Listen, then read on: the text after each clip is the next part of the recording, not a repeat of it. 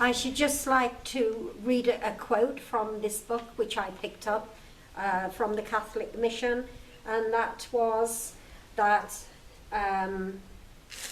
Bishop Armand Millpoint of Saint Denis, Reunion, established the first Catholic mission in Zanzibar in 1860. In a letter to Rome, he outlined his proposal on how to fight slavery, to ransom as many slaves as possible, and to train them in schools and agricultural settlements. In 1863, the mission work was entrusted to the Catholic missionaries of the Congregation of the Holy Ghost, otherwise known as Spiritans, under the guidance of Father Anthony Horner. So here we have, in these first few pages of this book, enforcing, if you like, what Dennis and Tati have already said.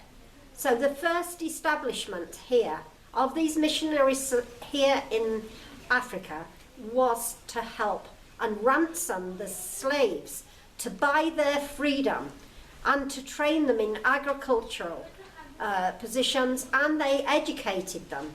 And one of the places we have previously visited is where a French nun who opened a dispensary, and every day she came to the dispensary to help the local people. She would tie her donkey to a little sapling tree where she would tether the donkey. Now that tree has grown up huge, it's been there lots of years, but the chain that she used to tie her donkey to is still there, coming out of the roots. So here we have a roundup, a dispensary, agriculture, education. This is what I found out in Bagamoyo is the reason the missionaries came, and to fulfill the Great Commission that Jesus spoke about, to go through all the nations and spread his word.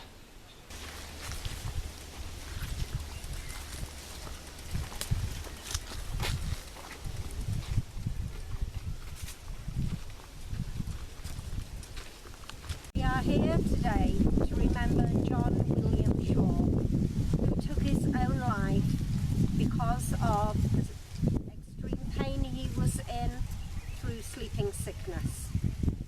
Shaw had joined Stanley's party and travelled with him all the way here to Tabora, and he became very sick. Stanley, it would appear, was not considerate to his colleague, and he put him on a donkey, and they went 4 days journeying towards Ujiji with this man very, very sick. In the end, Stanley turned to him and said, well, would you like to go back? And Shaw said, basically, yes, I would. I don't think I'm going to make it, and I wish I'd never joined this venture. Stanley organised a litter for him, so 2 men could carry him between them. Stanley also gave him a canteen of tea, a leg of lamb and a loaf of bread. And before they departed, the night before at the campfire, Shaw, who had an accordion, played Home Sweet Home. So it is believed at this point he was believing he would recover from the sleeping sickness, and that he would be able to get himself back to Zanzibar and then catch a boat to the UK. Unfortunately, that did not happen. And in this house, which we have just been, where a cross marks the spot where he took his own gun and shot himself. So we are here today. Vanessa has very kindly, with Pendy, cleaned the area of weeds, and today we remember John William Shaw, John was our journey from Bagamoyo to Ujiji.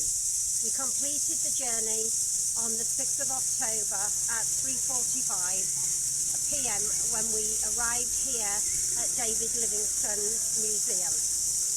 These two mango trees are saplings taken from the original one where Stanley met with Dr. Livingstone, and this is the actual place. Interestingly enough, I've been told that 500 metres away, the lake used to come right up here.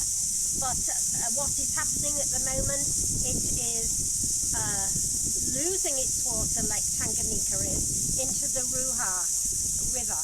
And so it is all receding back. The trip has been quite amazing, really. It's been very, very interesting. One of the things that has surprised me, we must have been stopped about 18, 19 times by the police, and each time they've been absolutely shocked that in the back of the tuk-tuk is a wazungu, a European, with a dog. And that has brought hilarious laughter that I would do something like this for the children of light in Africa. So that has been really interesting to see the response, what we have caused.